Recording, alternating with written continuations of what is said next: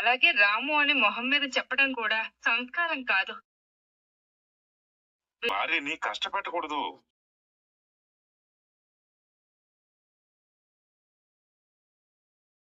ఇప్పుడు ఆడవాళ్ళ కోసం చాలా చట్టాలున్నాయి. తొందరపడి వదిలేస్తానంటే ఆ తర్వాత కేసు వాదించుకోలేక, లాక్కోలేక, పీక్కోలేక చావాలరా.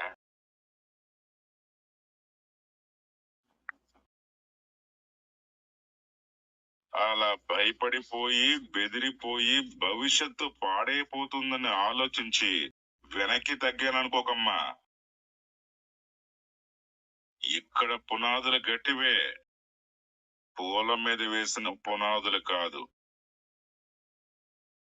కాబట్టి భయంతో పంపిస్తాననటం లేదు.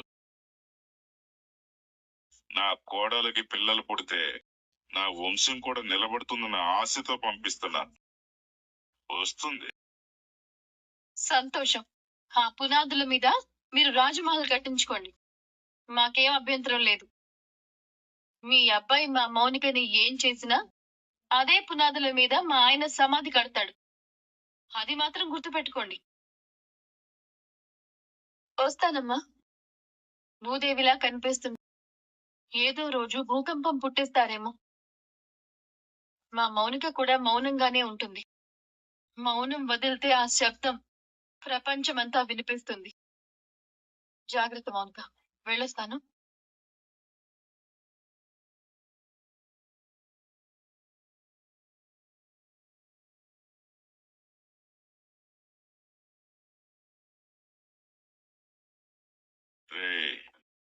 పిల్లలు పుట్టారన్న రిపోర్ట్స్ రెడీ చేయిస్తున్నాను. అవి చేతికొచ్చాక గెంటేయడం ఎంతసేపు? ఈలోపు మనం తొందరపడ్డం ఎందుకు?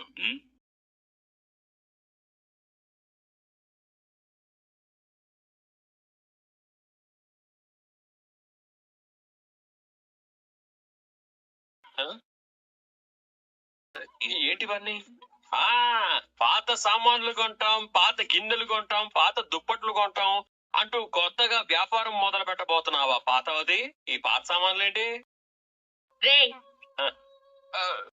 ఇవన్నీ నీ పెళ్ళం కోసమేరా.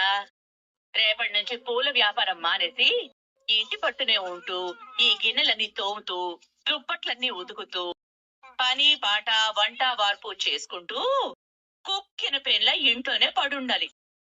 ఎందుకలా నా పెళ్ళం కుక్కిన పేనులాగే పడుండాలి? నువ్వెందుకు కుట్టిన తేలిలాగా ఇలా మాట్లాడాలి?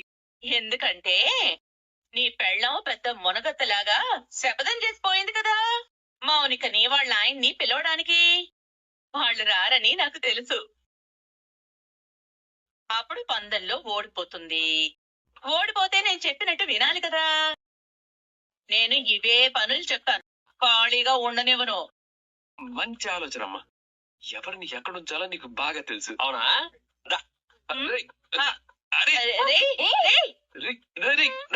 ఏంట్రా ఇది?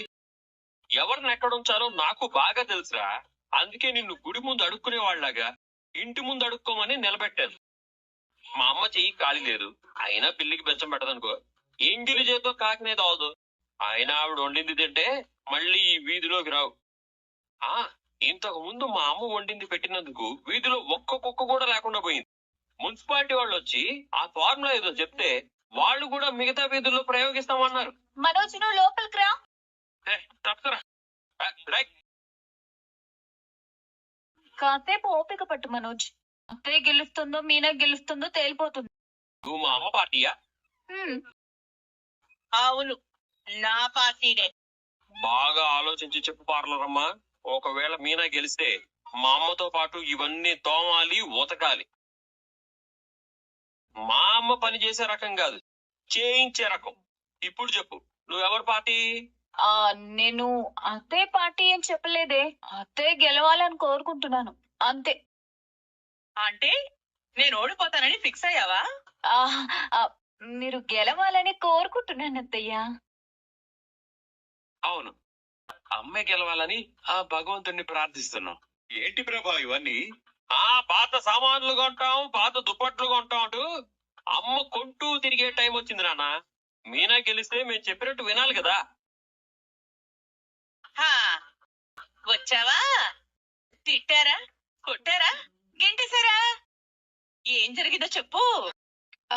అసలు ఇవన్నీ ఏంటి? ఆ పాత సామాన్లు కొంటాం, పాత బట్టలు కొంటాం, ఈ పాత హౌస్ పనులే. నువ్వు చెప్పేమైందో? ఏంటి చెప్పేది? ఈ ప్రభావతిని పూజకు పుల్లలా తీసి పారేసిన వాళ్ళు ఈ పూలు అమ్ముకునే దానికి విలువిస్తారా?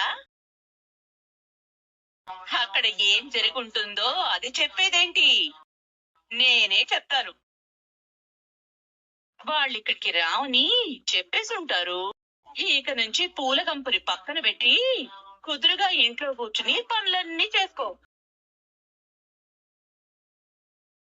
ఇదిగా ఇవన్నీ తోంబెట్టు, ఇవన్నీ ఉతికి పెట్టు. మీతో ఒక మాట చెప్పాలి మావయ్య. ఆ మాట ఏదో నాదో చెప్పొచ్చుగా. నీకు అరమాట చెప్పినా వేస్ట్ అని. అమ్మమ్మ గారికి ఫోన్ చేసి వ్రతంలో మౌనిక వాళ్ళ ఆయన కూర్చుంటే బట్టలు పెట్టాలేమో అడగండి మావయ్య.